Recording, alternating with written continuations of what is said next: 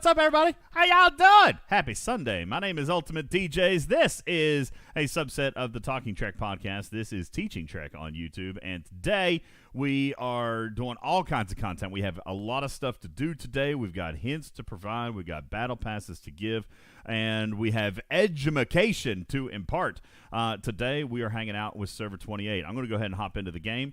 And there you go. I am here. I'm going to turn on their microphones, and I would like to welcome into our voice chat today Server 28 with some familiar faces. McDougal is here. Bernard is here, always a very prominent member of our community. We thank you guys for setting this up. Yoda, thank you for the invitation over here to Server 28. So I am here. And let us begin. We'll answer some questions. We'll talk a little bit of goofballness.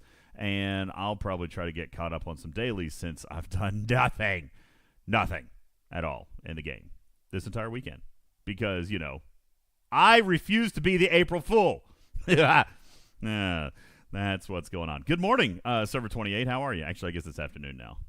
Kind of. It's afternoon. We'll go with that. Yeah, it's afternoon. What's up, guys? How y'all doing?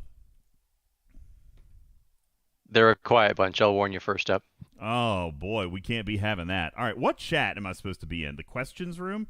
There we go. Questions? Oh, look. They made my own room for me. It says questions for DJs. All right. So we'll start in here and we'll come down. Let me set a couple of Isogen monitors. How you guys doing with your territory maps, Bernard? Territory maps kind of holding steady. I have seen a lot of activity on my server here over the last week. It's kind of weird. And kind of interesting. Oh, the cat's not on. There it is. There's the kitty cat. Welcome into the YouTube chat as well. Yes, Winston, I was having technical difficulties earlier. My apologies. Benjamin says, tech issues. No one ever has that who's associated with Scopely. Listen, I can't refuse to be associated, can I? See, it rubs off. What happens to me happens to them and vice versa. Welcome in. Here, let's go into the YouTube chat, Yoda, if we can, and we'll start. Hey, what's up, Sotak? You're on 28 too? Man, so many familiar faces. I like it. Let's see here. Let's start on this one. Neho says, long-time listener, first-time caller. I always love when people start with something like that. That's great. Any scoop on whether takeover mechanics might get an overhaul to address horrific lag? What should be one of the funner aspects of this game is currently unplayable with targeting impossible and battles lasting minutes long. Doubtful they'll be able to fix the lag by building more capacity, so wonder if there are any rumors about lowering total ship limits or creating a requirement to join the takeover to access the system. So, Neho, I don't want to disappoint you with absolutely horrid news, but no, I don't think that limiting the takeover is ever a thing that we're going to see. Now, that said, we did just get a silent patch this past week. It was a patch that had nothing to do with routine maintenance, and some servers are reporting that it is doing a little bit better. Little bit, not certainly enough, right, Bernard? But some people saying that it's getting maybe a little bit better, so maybe they're on the right track. I don't know. We will have to see on how that plays out. I hope it gets better. Yeah, I'm pretty sure it's worse now for us. Well, you know, can't win them all, right? What's up, Stony Dude and Daniel, Mosher, Yoda, Philip, and Nidad on our YouTube chat. Appreciate you guys being here. You guys are being visited from many other servers today, it looks like. So, yeah, you guys having more trouble with your lag? Yeah, we had a pretty big, hey DJs, this is Gator. We had a pretty big battle the other night, I think. And yeah, it was probably the worst we've seen. I don't know for everybody else, but it seemed pretty bad for my end. It was Thursday night. Thursday night. That sounds right. When did you guys, let's see, you're server 28. So wait, you might not have had your patch yet then, did you? Did we get it Thursday or Friday? I thought it was Friday. Yeah, we just had one. I thought it was Wednesday. Yeah, the patch was Wednesday, I'm pretty sure. Not for everybody. As a matter of fact, on Wednesday, I'm almost sure that the only people who had received it as of that point was APAC. I don't think European servers got it until it was either Wednesday or Thursday. I'd have to double check with Ripper. But, yeah, U.S. was definitely last. I am almost sure as of Wednesday they did not have it yet. But Maybe I'm wrong. We could see how it goes. But, here's the next thing, too. When you're dealing with a massive takeover, I don't know that there's anything that's not going to be, problematic right up front. You know what I'm saying? I think what some players were seeing was some moderate improvement for what should be an average or a moderate takeover. I mean, because if they can start solving it from the ground up, then eventually it'll trickle that way. But I think right now, if you still had like a huge, massive one, it's probably still going to be pretty poopy. Would be my guess, because that's how I describe territory right now as poop. Poopy. all of ours tend to be massive because of coalitions, etc. You guys have like you guys are like big coalitions. Yeah, North versus south, east versus west. Oh man. So yeah, everybody shows up for everything. Ugh. Exactly. Yeah, that's usually how it goes, and it's the fights are good. Don't get me wrong, but it's been bad. And one of the things that I've noticed was like since 2019, when they changed the visuals of ships in battle, that's when you started seeing lag across the board, and then it got better for a while. And then when you compound that with all these ships in TC, or even a big fight in a sector, you start to see server lag pretty heavily. Yeah. So hopefully they'll fix that soon, because core mechanic for us, and it sucks a lot. It is a big mechanic, and I really wish that it would get better, because I really do, at its core, I really kind of like what territory is capable of doing, like what it represents. There is always an underlying strategy. There's always a need. There's always needs of your team that you guys are trying to go through and pick up different particles and different buffs and different services and things like that. And I just really, really wish that it would get better, because it's an important piece of gameplay. It could be a lot of fun, but and I'm a PvPer, so I like the PvP aspect of it. But when you can't actually PvP, it's a thing. Let me see. What else do we have in the chat? Let's see. Lots of great questions for you. Let's go through them. Do you think Scopely takes complaints of harassment seriously? Oof. That's heavy, Samantha. I think that they do. I just believe and have seen maybe some evidence that what we consider to be serious is maybe not what they consider to be serious, or what we consider to be harassment, they don't consider harassment. I mean, obviously, I know. Listen, I'm not going to come out here and pretend that like they do everything perfectly and right the way we want it, but there's also, in this style of game, there's a ton of stuff that probably gets reported that really, truthfully, has no merit. So then digging through all that to get to the stuff that does have merit, and then when they look at stuff that does have merit, they're probably thinking, okay, why is this a situation? I understand, but there's a lot of manipulative people out there. I actually legit had a report not long ago of a guy who did, in fact, get suspended, right? But the screenshots were like 2 years old. And that was not due diligence, right? By customer support. Like, they looked at it, and, so it's weird, right? Sometimes we see players who have no action taken against them that we know of, and then other times we see action taken against players who have no idea what was going on, and then we find out that the screenshots are 2 years old. It's just kind of a weird thing. But as far as, do they take it seriously? Do they have a team to try to get through that and monitor that? Yeah, they do. I just think that they don't always handle it the way that maybe we want them to handle it, and that's probably really, really difficult, truthfully, when you're dealing with two sides of a conflict, probably. So I am glad I don't have to deal with that garbage. Let's put it that way. I wouldn't. I'd just be like, yo, I'm out. Pieces.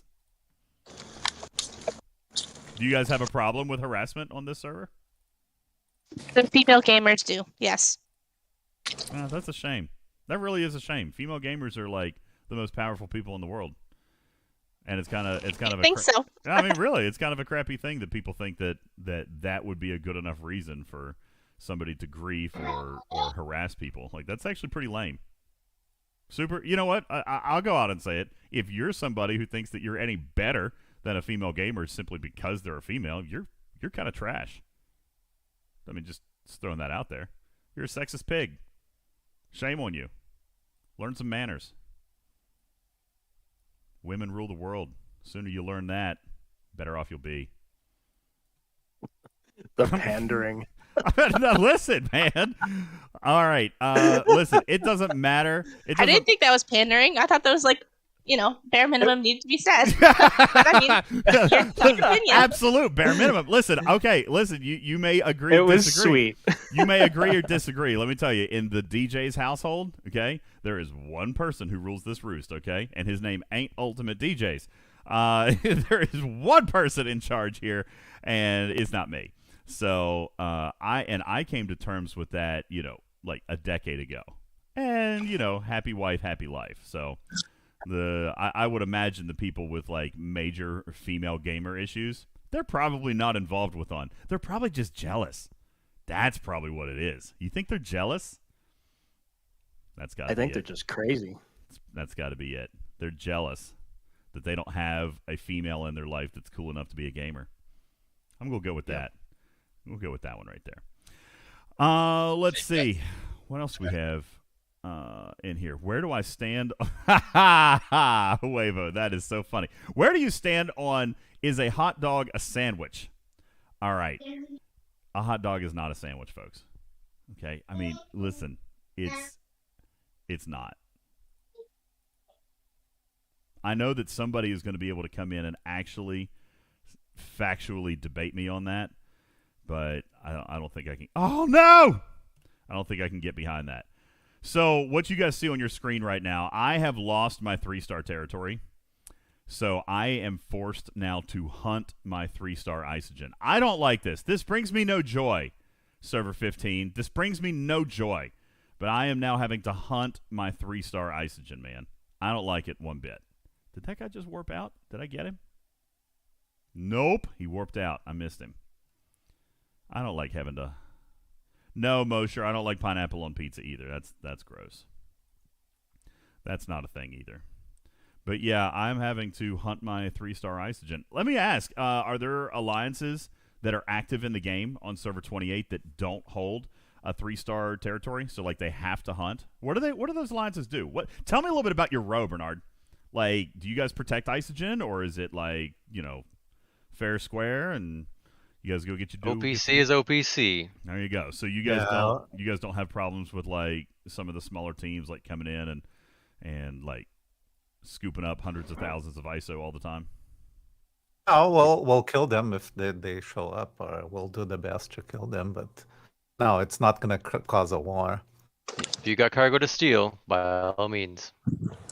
Our role is actually published on the server. I don't know if DJz has access to that channel. Yep. He's got access to it. I'll have to check it out. Is it crazy? Are you guys one of the crazy ones? No, we try to keep it small. It's challenging at times, but we got a pretty good setup, I think. Good. A few holes here and there, but we're working on some improvements all the time. What is the the smaller alliances? Okay. What's the one part of your row that you kind of find that there's like universal distaste for? Like, is there a piece of your row that like is just worse than all the others, or is it pretty universally accepted? Pretty well universally accepted. I think we're having a few issues with some of the which mining officers are good and how to do the mining. And another issue we're working on right now is rogue players. What do we do with them? Ooh. That's interesting. We'll have to talk about that in a little bit. Rogue players. I'd like to find out what you guys do with those. Like, is there a rehab program? I have to figure out, because there are some servers out there that legit like run rehab programs. I'm not kidding.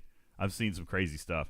Let me run through the YouTube chat here very quickly. Sorry, I'm bouncing back and forth with my eyeballs because I am dancing through other people's territory right now, which is obviously extremely dangerous. And trying to find some Isogen. So we're just going to see if we can find. What I have found is a lot of people. This is really smart. I'm going to give credit to Buck here for a second. This is really smart. If you guys do not protect your Isogen on your servers, there is really a lot of credit to be given. Oh my God, I keep clicking the wrong ship. there's a lot of credit to be given to where you place your miners in the system. A lot of people will just cluster them all together and put them, right side by side by side. But I've seen some really, really smart ISO miners that spread their ships everywhere. It's next to impossible to get to all of them, because if you hit one, then they know they got the notification, and then they recall the others. So I do that.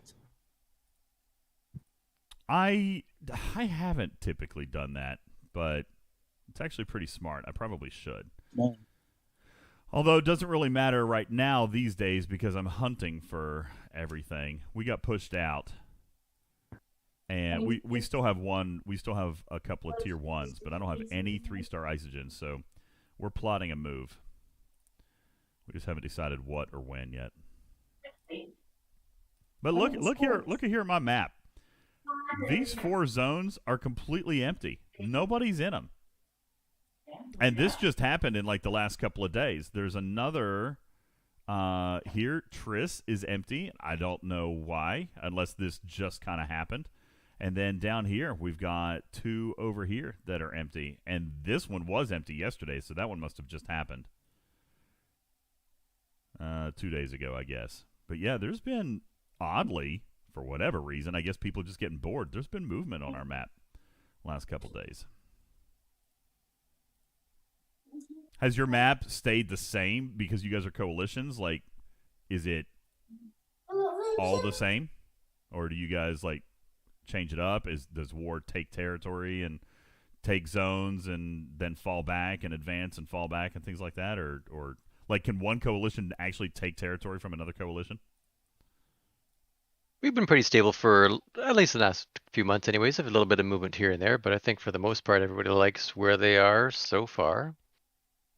Would that not have resulted in the coalition kind of losing a little steam, right? Like, could other alliances come in and start shaking it up a little bit? Or would the coalition... Always a possibility. Ooh. Do you feel like coalition play has damaged your territory capture experience?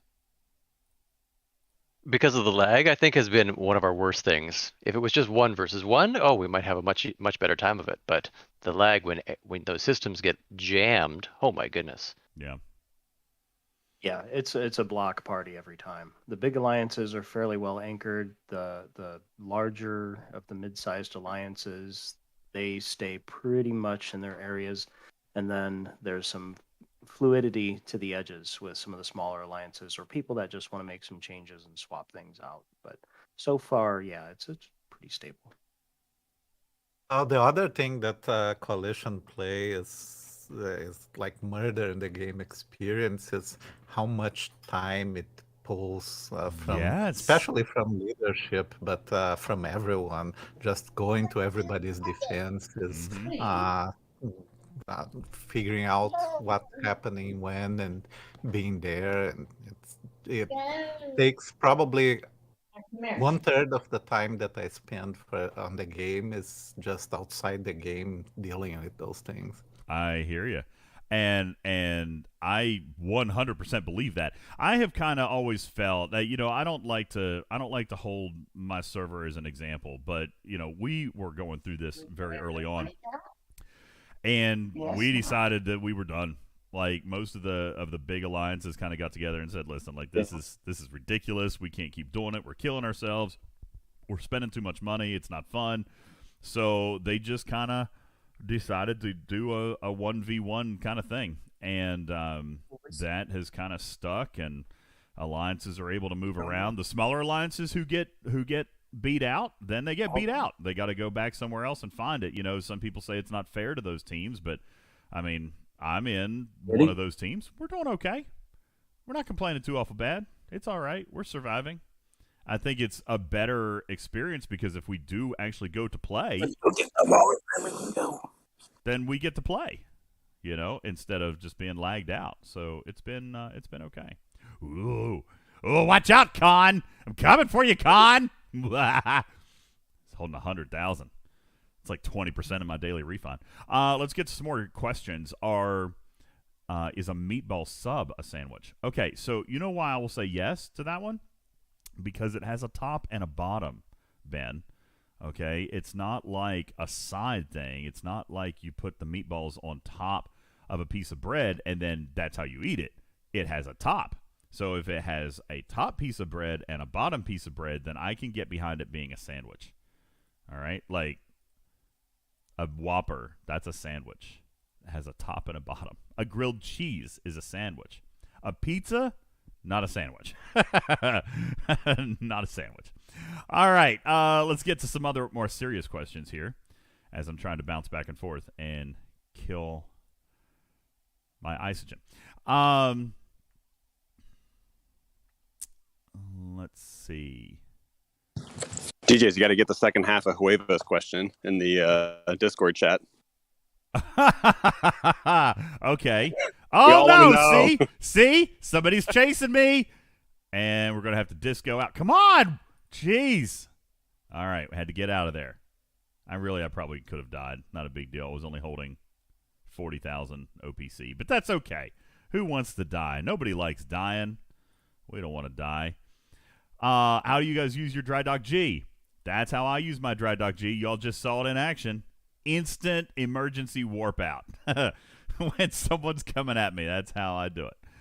Try to beat this. All right, let's see. Shag, marry, kill. Ripper, Revdeuce, and Yoda. Please don't kill me. I mean, Lord. Like that's a wait. Oh, is it you, Yeah, Yoda? You, Yoda, or the real Yoda, like the green shrivelly thing? Because Are we not one and the same? Well, listen, I'm coming over later with a bottle of wine and some roses because I'm pretty sure, like green and shrivelly, that's my thing. All right, so that's exciting. We'll do that. I would probably kill Revdeuce and I would marry Ripper. There you go. No love lost there. I love Revdeuce, but I mean, if I had to kill one, then it'd probably be that. I mean, you can't kill Yoda. He's like the balancer of the Force and all that stuff. Like he's super important to the grand cosmos. So you can't do that. Ripper's a genius. He could solve the world's problems, and he's got an entire pizza oven in his outdoor shed. So like, I'm never gonna starve. I feel like that would probably be a good win. He's already got a shed for you too. So. That's right. He's already built me a house. I mean, dude's waiting. He's already built me a house. You're halfway there. Royal Power. No, Oliver is going to be streaming with us tonight at 5 o'clock Eastern time, maybe 5:30. He's going to be streaming with us tonight to give away some battle passes. So we invite Server 28 to hang out after this show because we'll be giving away some stuff.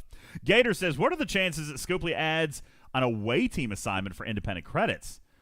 That would be awesome. I don't know. I have asked about a ton of assignments. They have told me in the past that the way that they write their assignments and the way that they implement assignments, it's not quite as simple as like, maybe a copy and paste, which I can kind of buy that. I mean, I could get behind that. Each one has its own statistical requirements and the traits and this and that. So I kind of understand that, but I would like to see, at least one or two assignments added pretty much like every week, right? But then other players say, well, then it dilutes the stuff and we never get the assignments that we want, which is also a very fair point. Me personally, I think I would take out like, some of these silly ones, but I don't know. Maybe not. I understand. I mean, there's some value to having the short, cheap, silly ones there too. Like, I don't know if I'm running any right now. Does not appear that I am. But like, if I was on right at refresh and I had a couple of 12 hours, I would run those. I mean, they're quick, easy, nothing else would be happening during that time. And I might be able to pull 5,000 or 10,000 service awards. And the research is expensive. So it's not a bad thing to run those, but at the same time, like I would like to always be running something that's like super valuable. That would be great too. But not always an option.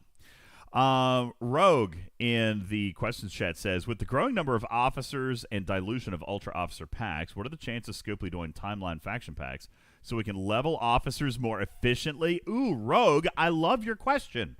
So let me direct you to the answer. This past week, or this past month, we had in here the PvP recruit chest. All right. Now, what some people may or may not have noticed, it's not in here now, but what some people may or may not have noticed is that it was mostly like, what all was in it? You guys remember what was in it? We had TOS Kirk, right? We had Sela. Was Honor Guard Worf in there? I believe he was. So we had some PvP officers. Now, that spanned a couple of arcs, okay? But also, down here, I'm sitting in someone's territory. Hang on a second. Also, in your... See, someone's coming after me. Now I gotta bounce. Biz out! I think I can get out of there in time. Yeah, we're good. So, then also down here, if you guys have multi-phasic credits, okay, there was a pack. And it lasted for a month, Ranger. And now there's a new one, okay? And I can tell you with a reasonable amount of certainty that just like the PvP pack that came into the officer recruit section last month, there will be another one that comes this month, okay? So here's what you're seeing, Ranger. You're seeing the normal big ultra recruit pool that has just a ton of stuff in it, all right? If you're a spender, you have multi-phasic credits, and you're getting a second piece of that, all right? You're getting another dilution, less dilution pack, all right? Same thing, 12 shards, full pull opportunity, and all this stuff. And yes, there is still dilution, okay? There always will be, because they can't just, give them straight up like that. But this Borg pack in the multi-phasic store, this one's not bad. Bernard, you got 2 brand spanking new officers. Note who's missing here. We don't have 11 of 11. We don't have 10 of 11. We don't have 6 of 11, all right? But 3 and 4 very new officers, and, of course, 5 very, very popular officer, right? And then we've got some others, 2 even probably pretty popular. So you've got a little bit of dilution here, but it's certainly not bad as compared to, let's see, what do we got, 9, 18, and 5. 23 officers in this pack as compared to the Ultra Recruit pack, which has, 67 now? Something like that. So we are seeing some better dilution opportunities.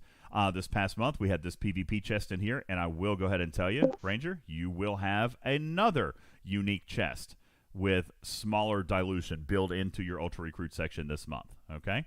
Now, it's never going to be exactly, straight cut down the seam as to what arc it's going to come from, or maybe it will.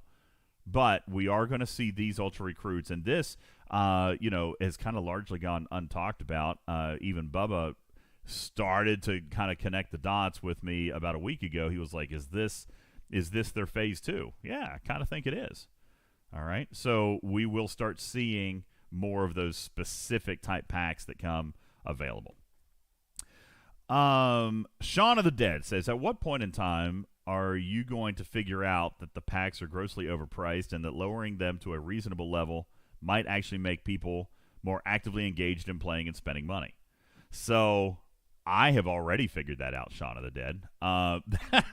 That said, Scopely tends to disagree. We've had a lot of conversations about this, and I don't... It's one of those things where, like, you have to really look. If it ain't broke, don't fix it kind of thing. They're making money, right? And people are spending money. I think if they actually truly felt like there was a risk of them not making the money, then maybe things would change. But, I mean, they're making money. God, they're making money hand over fist. So it's hard for me to sit back and judge their business model when it is so very clearly working. That said, would I love to see cheaper packs? Absolutely. I don't want to be pigeonholed into $100 packs forever. I mean, just because I've spent X amount of dollars on the game, but that means I never get anything cheaper than a $100 pack. I don't like that. But it is what it is. I guess I do get $50 packs sometimes. Like half things. But, whatever. Let me look in the YouTube chat here really quick. I'm currently Ops 41. Hit the button to start 42. Is it worth me letting the clock run down or speed it up before the start of the next arc? Ryan, that depends, okay? That totally depends on what you feel like you have the capability of doing. Here's the thing. In the 40s, Battle Pass don't change, All right, so Ops 40 Battle Pass is the same as Ops 50 Battle Pass. It's the same. Now, rewards will be different. I'd maybe encourage you to take a look at stfc.space and take a look at some of the events that played out this past month. Look at how the rewards differ between 41 and 42. I would imagine that for a vast majority of events, 41 and 42 are probably going to be bracketed together. I don't see a great deal of need in rushing that ops, especially if you've got like hundreds of days left on it, because that's a lot of Latinum. But, I mean, you could go through and check and see. It just depends on how the events are segmented, okay? Let me come into your all's chat and see if we have more. Oh, I'm way behind. Okay, we need to read these faster. Will we see a new Discovery arc with a retrofit ship with cloaking and new officers? Wow, that's very, very specific, Jedi. I couldn't tell you if I did know, but, I mean, will we see more Discovery content? Will we see a Discovery A? Will we see new cloaking and new officers? I'd say that eventually the answer to all those things is probably yes. And you know what? I'll give you one solid answer to your question. Will we see more officers? Yes, in the month of April, because we get officers every single month. So that's a cop-out. It's a cop-out for me. All right. For players who may have taken a break, sourcing things like Discovery and Spore Drive have been a challenge. No sourcing for the Meridian in 3 months. Any word of improved sourcing in the future? So Meridian, I don't know. I don't know what their plans are for the Meridian, but, you know, Cosmic Cleanup has always been the source for players to catch up, all right? Like, that's even what they say. That's why they resisted so long, Bernard, in me trying to get other stuff added into Cosmic Cleanup, because they were like, listen, this is not meant to be a rewards mechanism. It's meant to be a catch-up mechanism. So, you know, Cosmic Cleanup coming out and doing its thing. I'm kind of glad that, oh my gosh, is that store open? Wait, what is today? Today's Sunday. That store should be open, right? No, we're in between the arcs. I'm a moron. Ignore me. So, you know, I feel like they do okay there. It definitely could be faster. It could definitely be faster. I would actually like to see them award 200 tokens, to be honest with you. Now that they've got more options there, now that there's more stuff, I'd like to see, you know, an opportunity to pull extra things, because there's a lot of stuff there that players who have missed out would like to be able to come back in. You've got Sarcophagus, you got Disco. I think the Franklin's in there too, isn't it? Franklin's in there. What else is in there? Is the Vidar? The Vidar is in there. So there's like 4 different ships in there. Devore. The Devore is in there. So 5. Lots of ships in there. And that is kind of meant to be like your solid, steady, gated progress. I say steady and gated, but I mean, it is. It's fixed. You know you can count on it 3 times a month. You're going to get 3 pulls out of that thing every single month. So, yeah. I mean, I wish it could be better, but we always do. DJs, can we do the second half of my other question? What about the, was it? This April Fool's event. So read me the question, because I don't see it. Basically, just how much heat is Scopely taking on it? Because I saw your post in you know, your Discord about it, that they've heard the noise, and we just you know, sit back and eat some broccoli for a few days. You know, here's the thing. Scopely ain't there yet. You know what I'm saying? Like, they even used to be. They could have been there at one point. I am not faulting them for trying to play a joke, okay? Really, truthfully. I love funny. I love jokes. I love pranks. I would have loved it, okay, if they had been able to pull something off and it would actually have been funny. The difference here is that the piece of the joke that they were trying to deliver was like looking in a mirror of the last 6 months where it wasn't a joke. You know what I'm saying? Like, I understand where they were trying to go with it. It just didn't land. It's, you know, one of the things that I said to them, it's like when you tell a joke and you have to look around and you say, oh, is it too soon? Then yeah, the answer is probably it was too soon. You know, and this was too soon for Scopely to play an implementation joke because, you know, that same day, points weren't scoring. Every single day, points get lost into a black hole of lag. Like, it's not funny. It's not funny at all. And for Scopely to have been able to demonstrate that level of tone deafness is really disappointing to me. So, yeah, no, it wasn't just me. They heard it. I mean, Ripper was in agreement. Rev was upset. The moderators literally quit for the day. They were like, listen, we're not going to Discord. We're out. We'll enjoy the weekend. We'll see you later. Listen, is the event itself a horrible thing? No. Was the supposed joke of cryptocurrency a horrible thing? No. They just haven't earned that level of latitude with us yet. Because they made a joke about their own failed implementation while at the same time literally failing at the implementation and not even meaning to. You know what I'm saying? Like, am I describing this right? because like I understood what they were trying to go for. It was just one of those things where, like, you know, way inappropriate, dude. Way inappropriate. You know, some people aren't going to get everybody's jokes. I get that.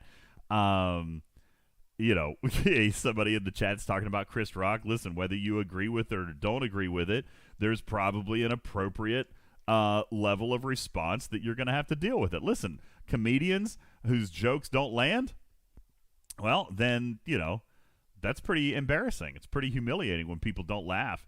And I'm wondering if Scopely's feeling humiliated this weekend. The sad thing is, I don't think they are, to be honest with you. I don't think they are. Now, the event itself, hey, the event itself isn't horrible. Let's look at it. I mean, it's not horrible. It's more mining, but you know what? I don't do mining, so I'm writing it off. In this case, I'm riding my alliance's coattails because I don't care. I'm not doing it. Plain and simple. Like, here, I'll show you where my rank. Okay. That is a horrendously misrepresentative of the level of effort I've put into this event. Perhaps maybe the rest of my alliance has also decided that we're not giving a damn. Maybe that's what we've decided. Maybe that's it. Maybe I told my alliance, piss on it, I'm not doing it, and they decided to do the same because I'm ranked 3 in my alliance. But we're not trying. Okay? Like, I'm not at all. I'm doing my dailies because this event is garbo to me. I'm not mining for 72 hours after just, you know, having an 8-day mining event, of which I also didn't play in. So forget it. I'll do the solo milestones. Now, look here. This is what's interesting to me. I've got 18,000 of these quirk coins, and I've not done any leaderboards. We've just done what's been in the game, right? The hostile takeover. There was some there. I don't remember. I guess it was mining on the first day. Here is Armadas. Okay. Now, to be perfectly frank with you, this amount of loot is not horrendous. Let's talk about what it's offering. Okay. These blueprints for the Devore and the Fisha. Listen, for somebody who wanted to replace their old Fisha, I mean, my goodness, there are 100 coins. You guys see that on my screen? It's 100 coins per blueprint. All right, so... And you can only cache them one blueprint at a time. So if you want the Devore, you have to click 360 times because it's well, only 120. Only 120 because there is a limit of one full ship. But I point that out too. No, but you have to do it 360 times because it's 3 clicks for each blueprint. Oh, well, thank God I don't need any of those. All right, but yeah, you know, and to point out the fact that it's not limit half, you can get a whole one. All right. Now, not the Fisha. They're going to give you half of the Fisha, and it is more expensive. All right, players are not going to have enough there. But, you know, truthfully, that's not bad for a ship that people want and need, you know, especially after they just scrapped their Fisha, then being able to come in and really kind of with one event, right? Can you do it with one event? Let's see. I've got 18,000 divided by 100. Yeah. Yeah, and I've not done any leaderboards, folks. Like, this is just simple. Easy peasy. So yeah, a whole extra Devore. That's not bad. You could do Latinum if you wanted. That's a little off price, I think. So I won't be spending it there. I got to be honest with you. I'm looking really, really hard at the diodes, which I can redeem 9 times. That'd be 450 diodes. But more than that, I'm probably looking at the officers, and I know they're expensive, and no matter what I spend, I'm not going to have enough to tier up an officer. But one of my oldest schools of thought is I look at the hardest to obtain items. I'm getting diodes every single day. Granted, I'm getting them painfully slow, and that's why I'm looking at this. 450 diodes. I am currently getting 17 a day. All right? I mean, that is literally a month's worth of diodes that I could pull with this event store, and I'm not 1,000% sure I shouldn't. But on the other hand, direct officer sourcing has always been one of my big, big things, and I feel like it would be irresponsible of me not to try to get a few extra of these shards while they're available, because after this, who knows how long it's going to take them to come back. So that's up to you. I'm looking heavily at the officer shards and then the diodes. But so somebody in chat says I've only got 11,000 loot. So let's take a look where you might have missed out on some. I have gotten some right here. Okay, now I know I'm not going to be able to finish this event, and I know that some people are looking at this event. And first of all, it's even built weird, right? Like this is building it. This event has been built so minimal effort will get you a decent payout. Like, there's not really any major incentive to maxing this thing out, okay? I did the first 3 milestones because right there was 7,200 coins, all right? And Hani says I can't do that event. And listen, I get it. I get it. If you can't tier the Fisha, I cannot. I cannot tier a Devore either. So here's what I did. And this is going to sound absolutely crazy. But how many of them blueprints you got? Because I've been pulling my 30-day chest. So I built 2. Maybe I built 2. Maybe I built 1. I'm pretty sure I built 2. And I still have all these blueprints. All right, let me see. I can't remember how many I built. Let's find out together. I just built them. They're all sitting down here. There's 1. Okay, so I built 1. And then I had enough parts to tier it to 2 and then tier 3. All right. I didn't have a ton of parts. I had a couple thousand. All right. So that's what I did. I built an original Devore. I tiered it to and you know what? If you don't have any parts, you could have built I could, if I didn't have any parts left, I could have built another Devore. All right, because I still have 120 so I could have built 1 more and gotten 1,000 points there. Just as a point of noticing, I mean, you still have some time. If you've been doing your 30-day chest forever, you probably have some of these. All right?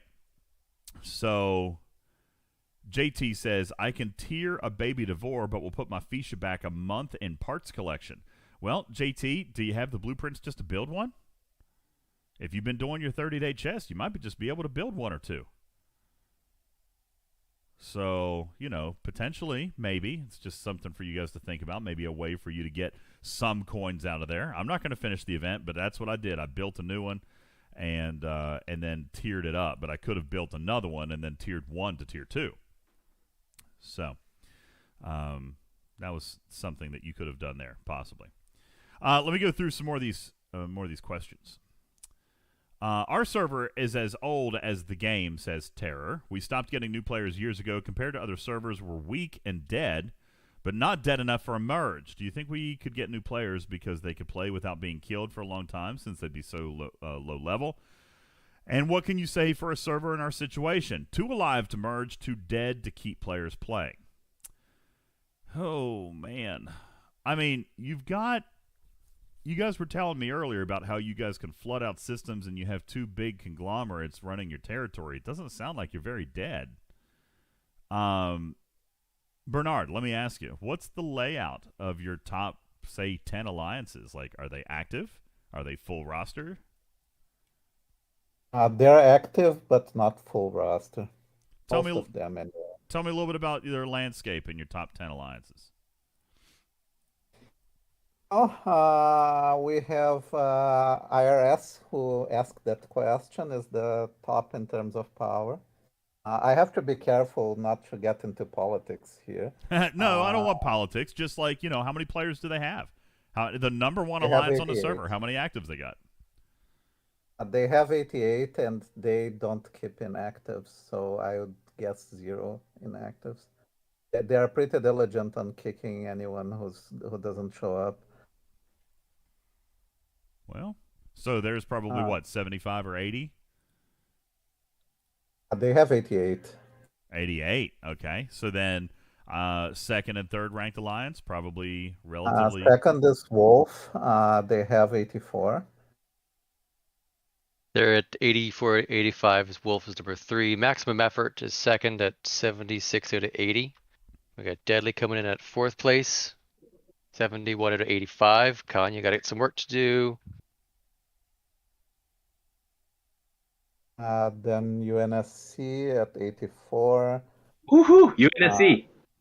It's quantity over quality, baby. Quantity over quality.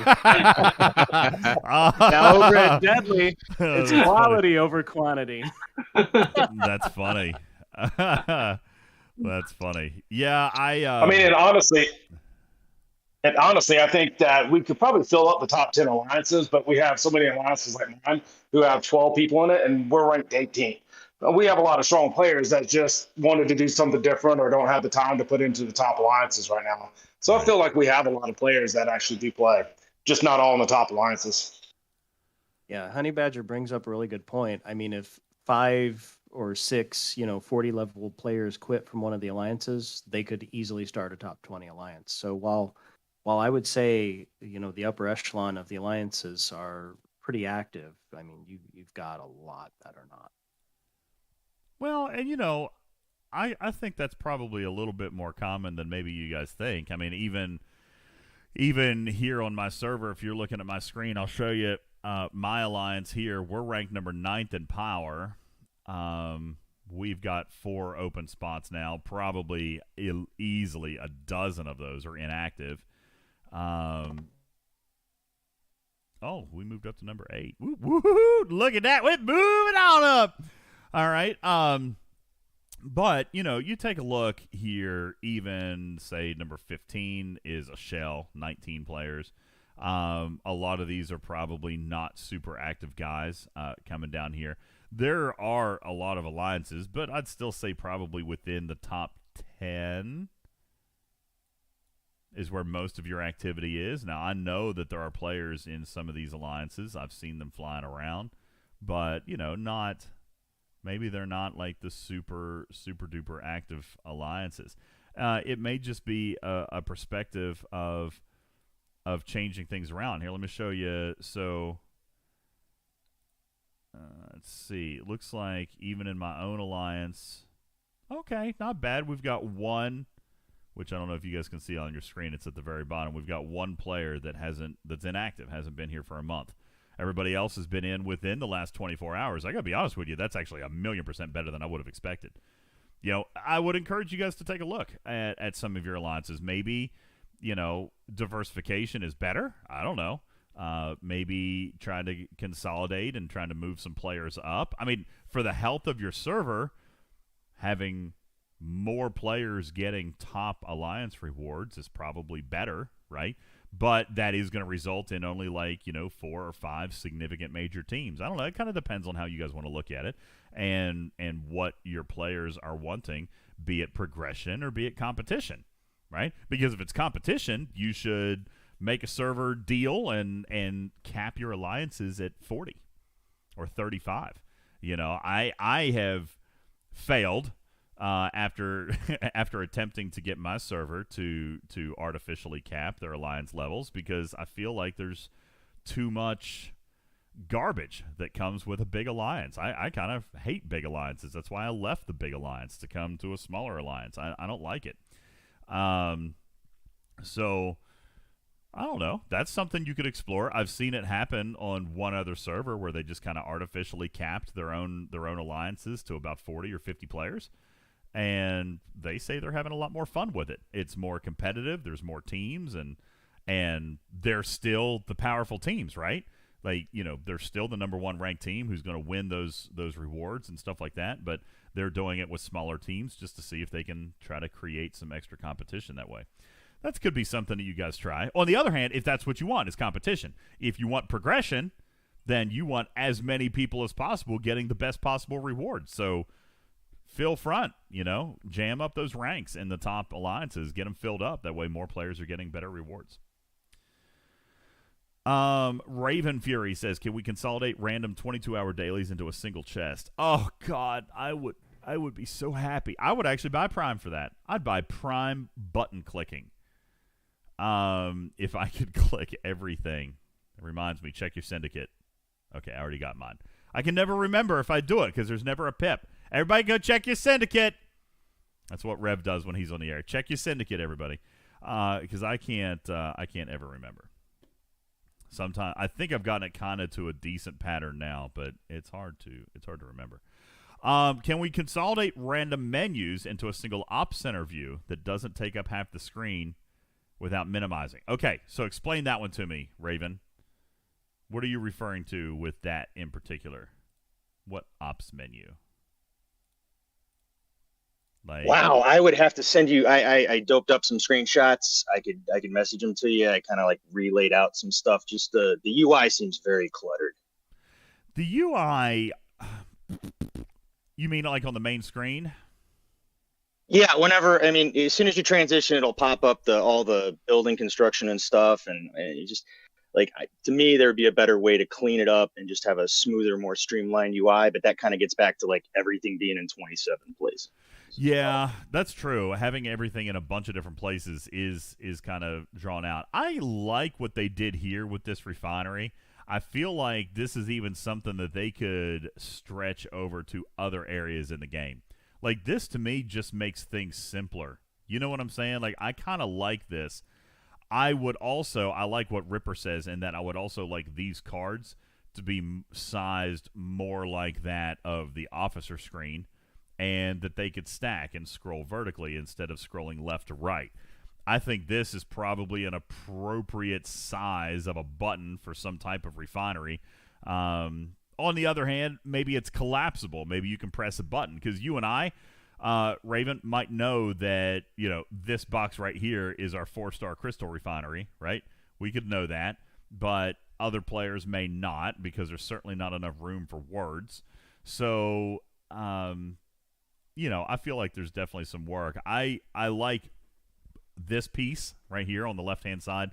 I've always felt that these are so big. And there's so much wasted space. Now, that might be on my screen. That might not be the same for everybody. Like in a phone, there might not be as much wasted space, but I'd be willing to bet you guys still have wasted space. I only play on PC for the most part, really, anymore. It's so much better. Let me see. Can we get a quest search function? Something that shows unaccepted quests we may have missed. Some of these systems we never go back to. Yes. Here's the thing. I might point out the fact that there are some of these quests that we don't need to come back to.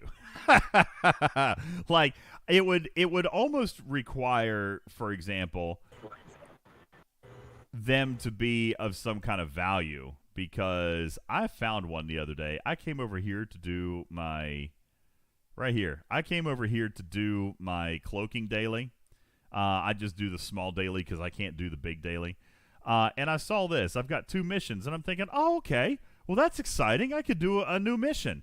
But it's giving me 800 steel. So, I don't care. So I guess it kind of depends. Is it important for you to do this mission? Would you want to do this mission? Are you going to want to spend time to earn 800 steel? Yeah, me personally, no, but it would be nice to be able to I actually do enjoy some of the PvE portion of the game, not just the PvP portion. Mm-hmm. But I took a long break from the game, came back at level 18 2-3 months ago, and I lost track of everything. So yeah, I understand that, and that could be something. Not that I want to give Scopely a pass, but there is something that can at least help us find these missions now with stfc.space. And I know that that's a non-Scopely resource, but so am I. I'm a non-Scopely resource, so I like to refer to Ripper's site whenever I can for anything, because even though maybe Scopely should be providing it, there is somebody providing that information. And while his site is not currently able to tell you what you have missed, that's not to say that it couldn't in the future. You know, there are things that are being worked on as far as like saving research and saving building levels and saving player progress and stuff like that. And that may hopefully one day actually come out. Maybe not, but if it did, then that would probably allow you that type of capability. It just wouldn't be coming from Scopely.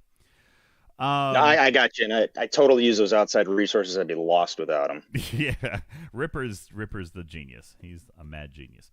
Can we get patrol mode that keeps our ship hunting local PvE targets? Some of these kill 'em all grinds are a huge time sink. You know, I think that's probably why that would never happen. Now, I know that this is controversial. People are going to talk about botting and stuff, right? And I get that. I'm totally understanding of that. I'm not a big fan of botting because I feel like it kind of takes away from the spirit of what a grind is supposed to be. That said, the reason that I don't look for Scopely to implement something like that themselves is because grind is a form of engagement. Grind, and we have to be careful to minimize the value of that, because there's a lot of times when I go to live ops and I'm arguing for something to be free to play, or arguing a path for something that involves a grind, and my argument is, hey, listen, I know you're not making cash, but those players are in your game. Those statistics matter. Screen time matters. Engagement matters.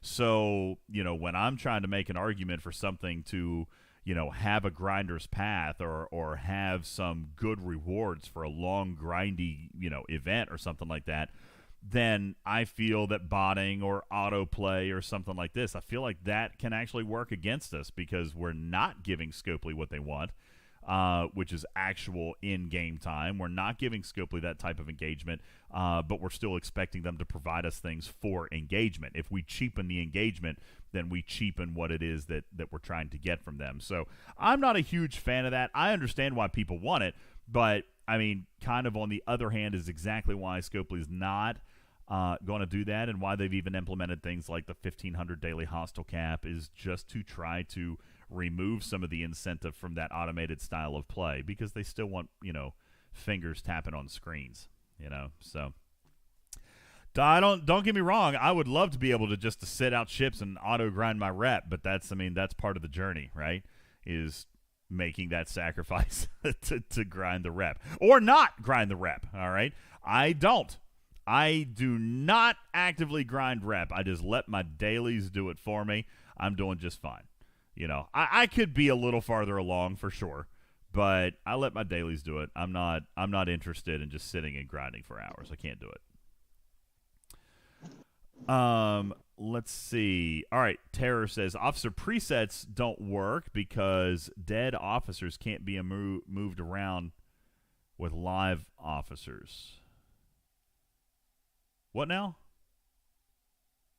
The dead officer slots, the ones that are grayed out.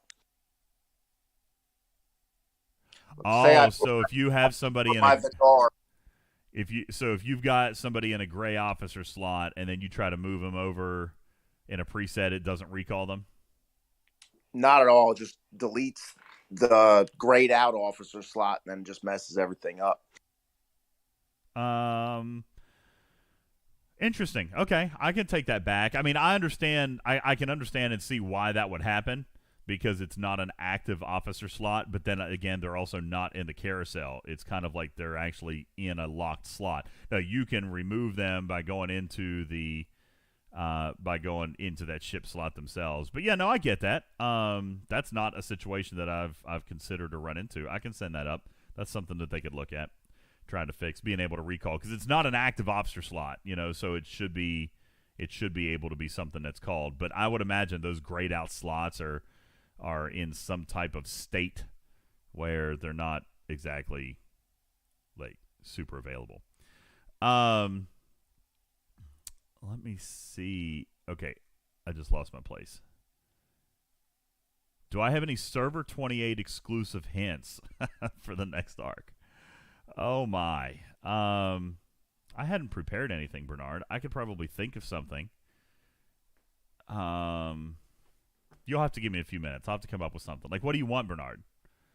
What do you want? You want something big, something small? What's up, Leo? How you doing? What you doing? Stony Dude says wing it. I honestly don't even know. Okay, I know. I have one that I'll give you. I'll have one that I give you. I'll give it to you in a few minutes. I gotta think about how I want to present this. I'm actually super duper excited about this feature. Do it Ripper style. I am. I'm not gonna. I just need to think about it for a second about how I wanna present it. All right, but Bernard, I do have something for you, and you're gonna love it. All right, it'll be good. Let's see. A while back, McDougal writes, a while back, you were pushing hard for Scopely to put in so many billable hours per week to updating old events and mechanics. I believe your focus was Faction Hunt, Revs is Swarm Sunday. Has there been any work on that or knowledge of work to come? So, not really, McDougal. I mean, yeah, we were pushing that, and we still, I mean, literally, like every week we still ask for stuff like that. But no, I haven't seen any traction on that. They're just, they're really busy doing what it is that they're working on, and sometimes it's justified. McDougal, like April looks really, really good. I mean, it really, really does, and it looks big, and it looks very encompassing, and so I kind of feel that like it's. We even joked, right? We said, man, Ferengi is so creative. They must have been working on something else and just, threw this one out. Well, yeah, I see it now. They were working on something else. Not that I'm taking anything away from the Arc Runners. Honestly, the Arc Runner for March was really, not crazy that bad. The rewards were better even than November. So, not horrible as far as payout and event-wise, but...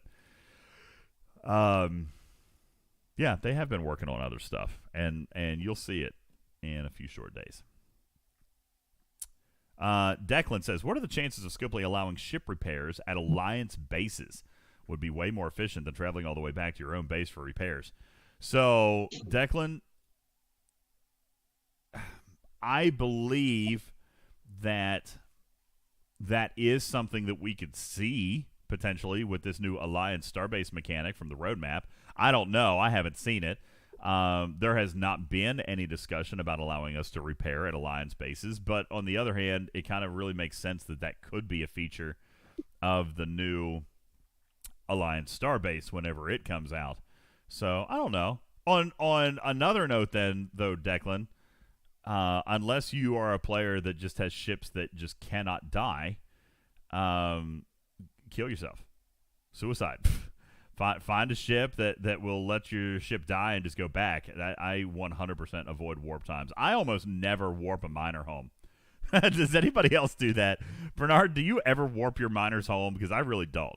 I warp my miners every time. Do you really? I don't. I don't. I never. My miners I get never warped home for me. up unless I have a really good reason.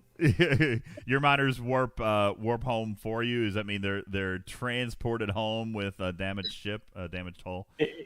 Yeah, it was photon torpedoes. Usually. Yeah, that's right. Yeah, mine are blasted all the way home automatically for me. No, if I don't die, then I will just die my ship for it. So, Wade Wilson says, with the Treasury, will there be any way to get $20 or $50 options that are scaled, but something less than 100? Yes, that's actually exactly how this thing is built, Wade. We, from what I understand, there's going to be multiple price points of $5, $20, $50, and $100. And I believe that there might be one more price point in there but I don't know what it is yet. But yes, there will be those price points. So we are not going to see a $100 pack every single month. Okay. Now, I would imagine that the players getting the $5 pack, they're probably going to continue getting that. If you go way, way back in this game, and you think about, what the progression was in the store, you started with those $5 packs, and then, you might have bought a $20 pack or two, but then you saw the $50 pack, you might have bought it, and then bam, all of a sudden you got a $100 pack. This lockbox is going to function the same way with the same.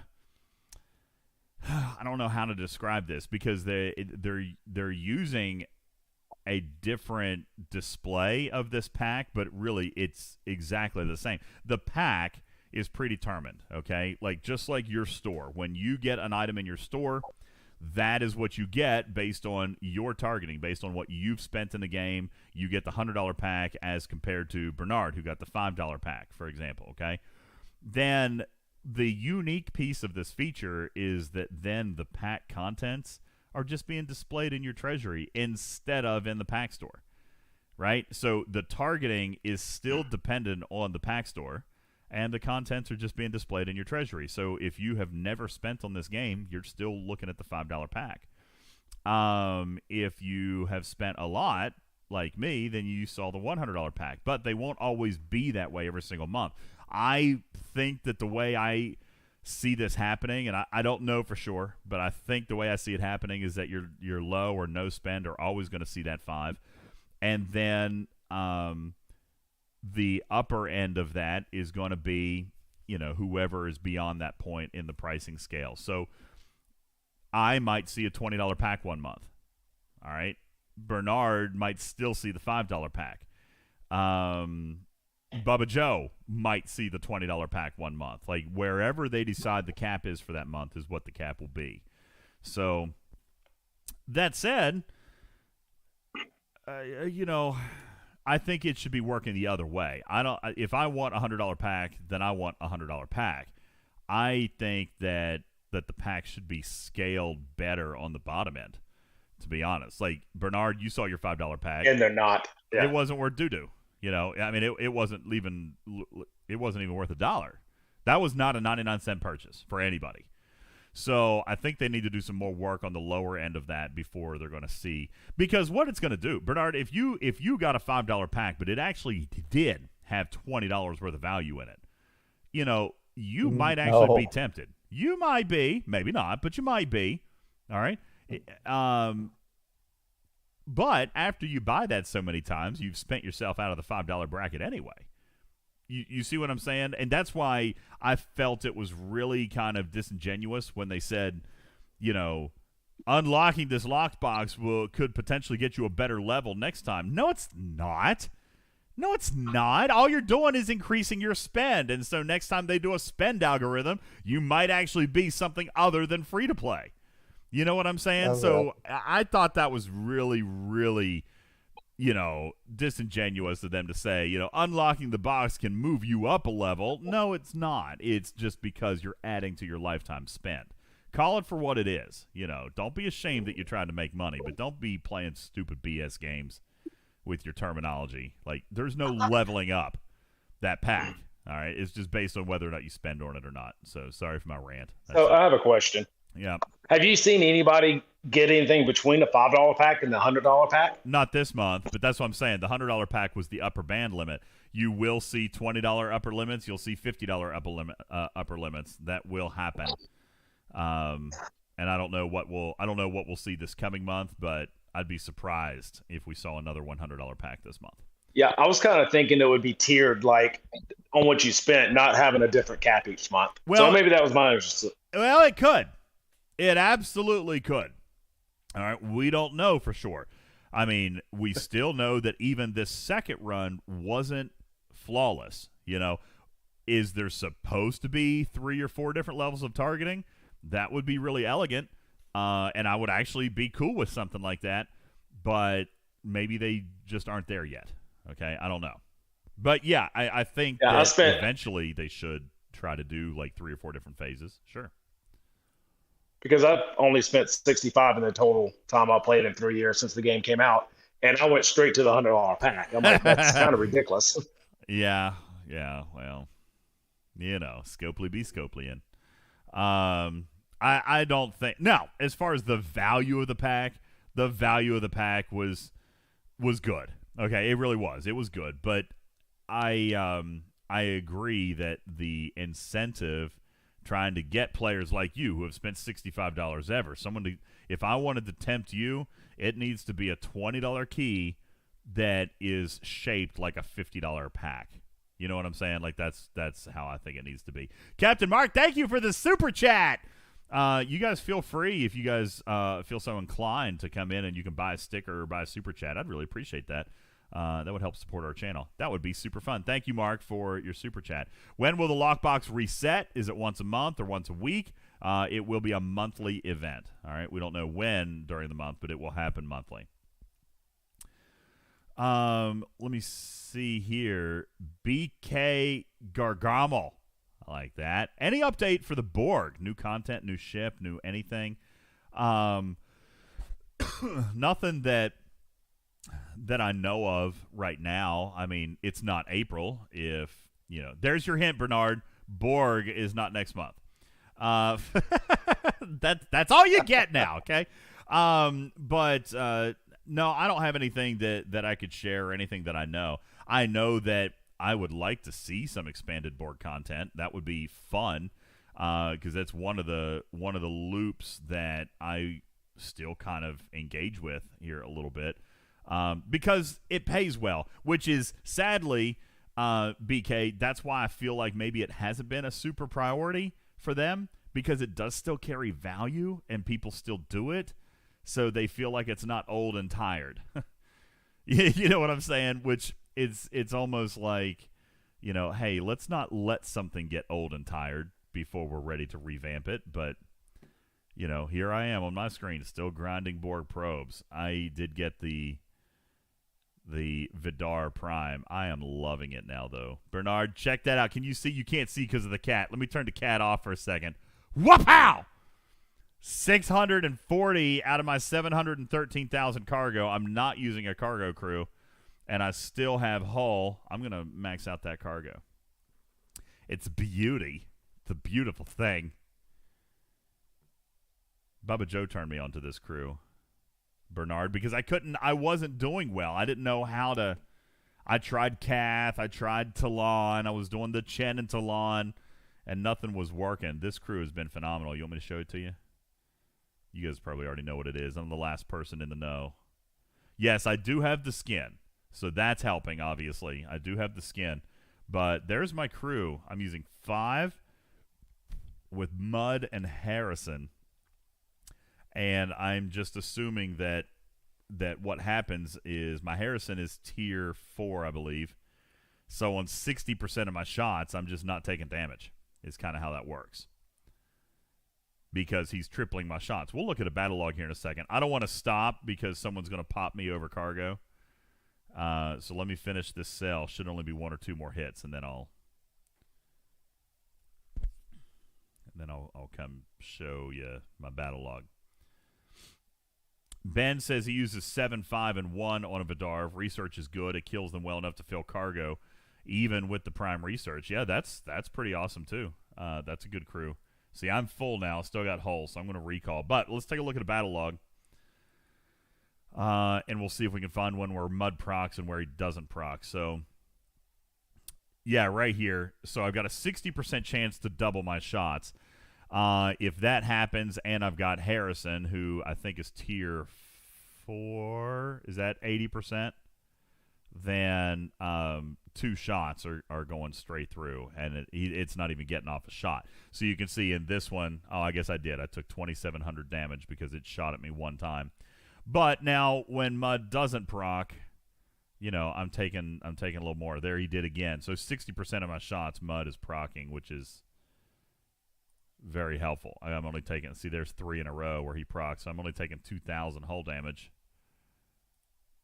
Here's one where he didn't, okay? Here's one where he didn't, but even then, I only took, I took some shots. 1, 2, 3, 4. So 1 out of 4 shots, I'm taking an extra 20,000 hull damage. It's still not, wildly out of the realm of good. Plus, in that first round, I've got Harrison doing a lot to hull. but then I got to chew through the shields again. So I don't know. I mean, it's a pretty good crew. It's working for me. If you don't have Harrison, oh gosh, Harrison's pretty potent in that scenario. Okay, you know what one that I really like? It's been a while since I used this one. I like Goon. Now, see, that still requires Harrison, though. Harrison's important. When was the last time Harrison was available? I don't even remember. Boxer, you don't have Fat Mud. Okay. Tomb World says I have Harrison, but no Fat Mud. Hey, guys. Your Fat Mud's in your transporter store, man. Fat Mud's in the transporter store. Yo, check this out. Looky here. There he is. There he is right there. Old Man Mud. He's in your transporter store. So if you've got, if you're accumulating some transporter patterns, of course, he's not the first thing that I would recommend. Obviously, there's other officers in here that I think are better. But once you get to a certain point, Harry Mudd's very, very good. He's good. Yeah, Juliet's got it. Goon, Roe Mudd, and Harry Mudd. Good alternative for grinding XP. Very, very good. I mean, he's a good grinding officer here. Especially if you've got a ship that can try to take something out in the first round or two. It's pretty big. So yeah, that's what I'm doing up here. And one run is getting me more than enough for 2 double pulls in my refinery. So it's pretty good. Tommy says, is lower deck working? What are you talking about? Like your stats underneath? You're right, Captain Mark. That's why I call him Old Man Mud. Old Man Mud. I slipped up once. I did say that. But yeah, Old Man Mud. That's what I call him. All right. I don't. There you go. Old Man Mud. All right. Let me see. Let me look more in the chats. Let's see what we got. You guys are talking about auto grinding. You like auto grinding. Toxic says, what about a TC reset each new arc? Oof. That's a little heavy, Toxic. But I have advocated for it, like, on a quarterly basis. Like, 4 times a year, I think that's a good time to reset the map. Maybe passively you could go twice a year. But I would very much like to see them reset the map at least a couple of times a year. But yeah, no, I think that would be good. I think that would shake things up a little bit for some of the players who feel like they're stuck or stagnant, or that territories can't be taken. Oops, wrong place. Down here. If you feel like a territory is unobtainable because somebody sat on it for the last 10 years, then that. All right, hang on. Yoda, what question did I miss? Leadership team. When will better administer tools? Yeah. Tools. Oh my goodness. Tools for admirals and commodores as far as in-game management. I don't know. They talk about that. They say stuff. I feel like that's stuff that they could be working on, but they don't ever come with anything. You know what I'm saying? Like, they say that they're working on stuff. I gotta be honest with you though. I'm not sure what that would look like. I know that there's some good communication stuff that they could come up with, like, maybe the ability to PM, like mass PM, I think would be nice. I believe if you're looking for things like performance review and like statistical completion and things like that, I don't know, man. I feel like that's something that may not come. You know what I'm saying? It just feels really heavy for what Scopely has demonstrated the ability to do in the game with tools. So I don't know. I don't really know what that looks like. I'm not in leadership, so I've never really sat to think about some of the stuff that I know that I would want to use. Let me ask you, Yoda, what would you like to see? What do you want to see in an alliance management tool?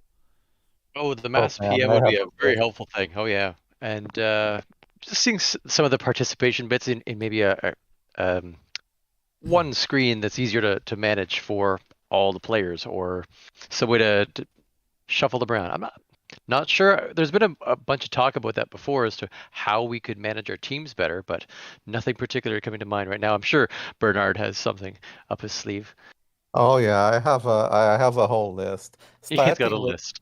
sort alliance members by name. Let's start with something really basic. You can't do that. One that you See, that I've never even you paid attention. Like alphabetical? Yeah, I get that. yeah. Yeah. One that Yoda touched on, who participated in an SMS event. In the ALBs, you can see who participated, but you can see who played the SMSs, so that you can poke people who are not pulling their weight. See who joined or who participated in a territory attempt or defense would be another one that's high on my list. That is interesting. Now, let me ask you. We have two Commodores one taking screenshots, and it's, by the way, it's like 7 screenshots to get the whole line. Well, who was online, yeah. and another one that looks who sent chips, and then we compare lists, and it's a huge time sink. Yeah, I can see that, because you'd still have to compare. Ooh, look, here's 2 Vidars. Let's see what crews he's running. A Pike Road Talon on one, and then a Beverly Kath Chen on another. Interesting. And having to keep up with all that's why I got out of leadership. Yeah, see, I don't too much time. I don't do the leadership. I do like the mass PM. I think that should be a big thing. Like, that is simple. That should be something that, honestly, that does not feel complicated. Press a button, and it should be able to send to everything. I don't even know if you need another tab or anything like that. That one to me feels easy. But I don't know. I don't know how this stuff is to implement. But yeah, I could see that. One thing that might help reduce the amount of cross-referencing that you'd have to do would just be to like right at the end of the takeover, sort by online status and see who hasn't been on in 30 minutes. That may be like the first way that you go about eliminating the people who you see what I'm saying? Oh, I already do that every takeover. Do you have a lot like that? Like, or is it most of your lines do show up? No, it depends a lot. They have different work schedules. So obviously, I'm not gonna give any numbers here because the people who are in the other coalition are also in this chat. So, but there are people who have different work schedules, so it's not everyone who shows up. Bernard, please feel free to share all the details. We'd love to hear that. I'm sure.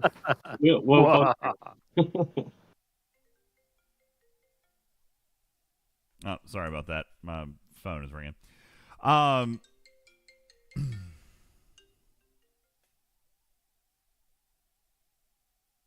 You guys still have me? Yeah, I hear you. Okay, dude, my phone is going nuts. Okay, I think I'm good. As long as it doesn't interrupt my data, I guess I'm good then. So, all right. Let me see if I've got some more questions in the chat. Oh yeah, I don't want a leadership subscription pack. That would be bad. Yeah, mass messaging, that would be good. I like that. Let's see. Let me come over to the YouTube chat and see what is over here. See, I feel like my data is acting goofy now. Do you guys still have me? Yeah, we can hear you. Okay, You're good. All right, good. All right, so let me hop off this screen here real quick. Coming into the YouTube chat, can you use LAT to buy independent credits? Why, in fact, you can. It's just really expensive. It's 50 LAT per indie credit. So that's pricey, especially when you need like 20,000. Then, what is that? That's a bunch. I don't even want to do that math. But yeah, so you can buy it. It's 50 LAT per independent credit. Can you do alliance summoning? That would be interesting, actually. Alliance summoning. That's actually kind of a cool concept, to be honest with you.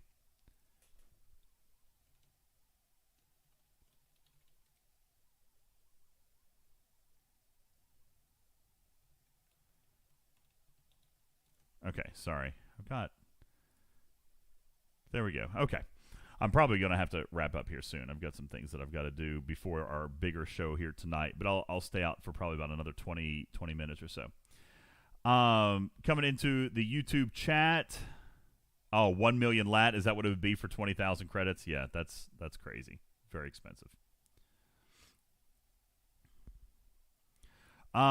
Here we go. Okay, Yoda asked the question. Oh, Dutch. Will the Vidar skin come back? I'm 4 shards short, but took a break for a while and missed the other chance to get it. Yes, indeed it will. The Vidar skin is a part of the Borg interim event that runs. Now, we haven't seen it for 2 months, but we did see it 3 times prior to that, so it will run again. The good news is if you're only 4 shards short, Dutch, that is actually, Bernard, if I'm not mistaken, you can earn enough loot inside one of the Borg events to finish that skin, right? Because I think, if I remember right, it was like each event run gave it was either 5 or 6 shards, right? I don't remember. I never get those. I never get those with the event store because I don't. I have no confidence that Scopely is gonna bring the event back regularly. So it feels like wasting loot. Did you buy into the Mega Cube loop? I did. Okay, good. Well, then it could. You weren't that scared about it, right? You spent 16 or whatever it was, 30-some thousand loot on the Mega Cube directive, right? Well, I had leftover directives, so I just got them enough to get to 10. Well, that's good. I mean, that's an important loop to get into. So, JT says I tried 5 and Harry Mudd. Was disappointed, only 200,000 probes. Well, listen, I mean, you need a good proc chance, so your Mud needs to be decently tiered. And if you don't have Harrison, it's not going to work. JT Bob, like, Harrison is what makes that combination good, because the extra shots from Mud with Harrison getting through is what results in you not taking damage. That's the only way that works. All right, so you gotta have Harrison with that combination. Otherwise, you still have like the 5, like depending on if you need cargo, 5 Chen Talon or 5. If you have 4, if you can max out your cargo. Before I got the Prime, I was running 5, 4, and Talon just so I could get a little bit of extra cargo, so I could fill that up, etc., etc. Wade says, "What about the Terror skin?" I got no news on that. I don't know. I have a sneaking suspicion that I may have glimpsed it on an upcoming calendar, but yeah, it's been like what? This month makes a year, right? Since we've seen it. It was an April release of last year. So hopefully we see that coming soon. But yeah, it's been one of the longer pieces of content that have not come back out. Even the jellyfish skin had come back out. So I don't know what's going on with the Terror skin, but hopefully we see it before too long. Toxic says Armada sourcing still very weak. Chance of getting updates to that. So, here's the thing. I agree it's weak, okay? But I also know that Scopely is never, ever the king of flipping a light switch, okay? They piece things in. And actually this past month, crazy enough, I feel like they took a couple of good steps towards that, Toxic. Like, we saw the change to Cosmic Cleanup. I don't know. Now, here's the thing. Players have that choice, right? If they're catching up on stuff, then they're using Cosmic Cleanup to do just that, to get caught up on stuff. If a player like myself does Cosmic Cleanup now, there is now actually a reason for me to be kind of excited about Cosmic Cleanup, because I already have the ships that are in there, so I am now free to use that I don't remember what they call it, tactical supplies pack, And I did. I picked up some rare directives this month. It wasn't enough for a whole one, but I think it was a lot. It was like 120 or 140 between all 3 weeks. So I was really, really pleased with that. And players, even if it picks you up an extra 60 or 80 or 100 a month, that's a move in the right direction. Not only that, but we also have we had that event that gave 200 rares this month. So even this month, Toxic, they gave you maybe, I don't know, depending on your luck, the opportunity at maybe another 250 to 300 rare directives this month. And I feel like that is probably a good move. It's definitely going to take some time to add up. And it's not going to be for everybody because some people are using Cosmic Cleanup for other things. But I was really, really pleased to see even that event present this month where it had some rare directives in it. Icebrain says they limited the directives in Cal. No, they didn't. I did 2 pulls in Cal. It says limit 1, but it has for like the last 2 years, too. So, but yeah, no, I got 2 pulls this month. Did anybody else not get 2 pulls? Bernard, did you get 2 pulls? I did get 2 pulls. Yeah, I got 2 pulls too. Yeah. So maybe you were a little bit late there, Icebrain. Maybe you pulled your first one too late. Because, yeah, I got it. Looks like Juliet got it too. So, don't, he says. Must have pulled it too late. Yeah, that's stinky. All right. Khan says, not sure if this has been covered, but I've talked to folks that went through merges, and there's been a lot of problems. Cross-server events seem to be an evolution in how Scopely seems to be pairing servers for mergers. Do you agree? I don't know. There's only been 1 month of them, so it's kind of hard to draw patterns from that. But I do think that Scopely is probably trying to be a little bit careful in who they choose for the cross-server leaderboards because they want them to be somewhat close in age and somewhat close in power and somewhat close in evolution, so that the competition can be, quote-unquote, somewhat close in competitiveness as well. Which has always been the criteria for selecting server merges as well. So I don't know if it's that one of them is an indication of the other, but they're using a lot of the same criteria to determine how they're going to pair those guys up. However, socially, Con, I would agree that some players are having trouble after server merges. It's not a technical thing. Players are used to being on a low pop server and now are crowded, and I think that is where they say that they're having troubles because it's an opportunity that they have not seen before to be playing with a bunch more people and maybe victories in your bracket or finding a mining node may not have been an issue before, and it is now. So those are I have not heard of any technical errors with a server merge. I think that a lot of it is probably just social. Yeah, I think that they fixed some of those early issues where people were losing resources and things like that. And now it seems to be more that TC resets, everything resets, and then they have to kind of get into these multi-coalition battles to get their spots back. And then now you see nodes just being taken left and right. Yeah. So I didn't know if that's how they went through it. I don't know. Yeah. I don't know how 15 would go if we were selected for a merge. I don't know if we would go territory, conglomerate, or if we would try to maintain what we've done. I honestly don't know. I guess it kind of depends on who we would be coming up against and how they feel about it. But to Khan's point, if this is an indication of who we would ultimately one day be merged with, then I would say it's server 14. So if that's the case, I guess I should start doing research on server 14. Figure out if they're going to come in and play conglomerate style or if they're cool with a 1v1 aspect, because I really do feel like that has probably contributed to the improvement of our enjoyment of TC. Let's see. Yeah, JT, you're right. The timer on the Cosmic Cleanup chest has been reduced to 22 hours. So if you did have some extra stuff, now, that's not normal. right, JT Bob? It's only going to work that way if you had extra tokens from where you haven't claimed them in the past. A lot of people who are working on catching up with stuff are not going to be in that same boat. Like, they're using them each and every week, as they should be. That's what the event is for.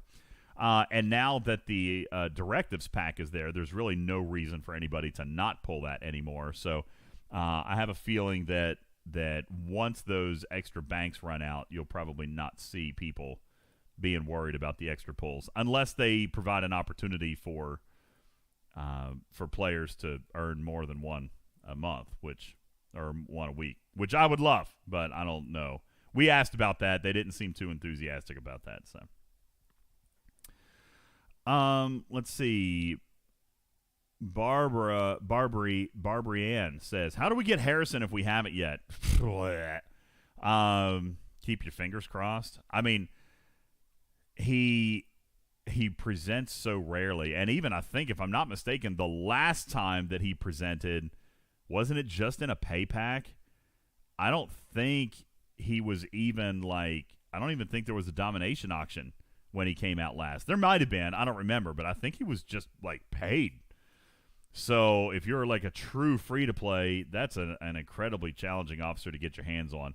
But very important, too. I mean, very important. So if you do see him come up in a pay pack, I mean, I don't want to tell you to spend, but if it's something that's important to you and you might think about spending a couple bucks, then he's certainly one that could pretty much always get my thumbs up. Oh, and Hani said he had an event in December. Okay, well, that's good. What was it? Was it a domination? Juliet said a disco PvP. He was the reward in disco PvP? I feel like I would have chased that harder. If I don't remember that. So he was disco PvP? Well, there you go. So there was an opportunity. But yeah, it's been 3 months now. So hopefully something new would present at that point. But yeah, he's tough. When you see him, you kind of need to jump on him. Because he's a good officer. All right, Bernard, you're ready for your hint, and we've only got about 5 or 7 minutes left. So I tell you what, here, I'll give you your hint, and we'll get ready to wrap up. Before I do want to let everybody know who's hanging out with us that we will be joining or doing our typical YouTube stream in the Talking Trek Discord a little bit later this evening, where we've got some other stuff to give away. We've got a bunch of battle passes. Oliver will be here. We'll be talking and answering your questions about crewing and this and that, a little bit more coming up this evening.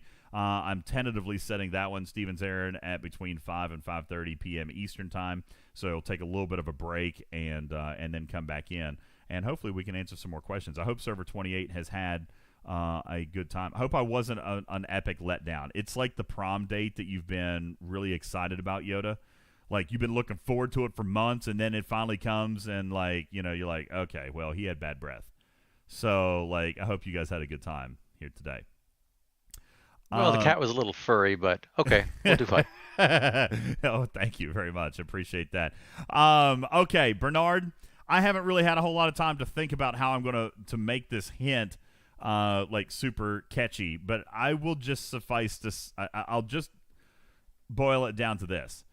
Bernard, there is a mechanic that we as a nerd and science-based community have been screaming for a long time. And we shall hopefully be satisfied this coming month. All right? Nerds everywhere, rejoice. There is something coming for the nerds in the month of April. All right? There you go. That's all I can give you, Bernard. That's probably still not vague enough, but whatever. We're going to go with it. Okay? You're welcome. Do you have any ideas, Bernard? What it could be? I'm just curious. We don't have to discuss them. I just want to know if you think it's a good hint or if you think it's a bad hint. Con says, I think it's a DJ's hint. Yeah. Con says, return the burn. Listen, buddy, it's already back. It's already here. Just different. It's just different than it used to be. I know. I just want it to be easier. Well, nothing about the burn in the first place was easy. Okay, it was so time intensive. I mean, Yeah, it was definitely against the G4 ships, but now the mechanic is against bases. So yeah, well, it interesting. works. It's fun. You know what? At least the base pays you something. At least the Right? base pays you something. The old ships didn't, other than salty messages. So there you go. All right, guys. Well, I appreciate Server 28 inviting me today and letting me hang out with you guys. I hope that I got most of your questions answered. Raven Fury says, hey, I got one. What about officer mods to research like away teams? What do you mean? Tell me real quick, and I'll answer your question. Are you asking if there's new officers coming? Yes, I can say that there is. Well, you said it was a science nerd thing, so I assume maybe we'd be able to mod our researching with, spare officers or something. That does sound interesting, doesn't it? Oh, I might be onto something, huh? That does sound really interesting. As a matter of fact, it might even play into Ripper's hint a little bit. I mean, even the best of us need a little bit of help sometimes, right? Guys, thank you. That was a good hint you drug out of me at the very, very end, Raven. Thank you so much for making me say more than I wanted to say. But alas, we don't seem to have very much longer to think about it, as maintenance has been announced for the morning of April 5th. And you guys be sure to have your bubbles up and tune in to this very YouTube channel that morning. 4 a.m. Eastern is when we will drop our video, and you will not want to miss it.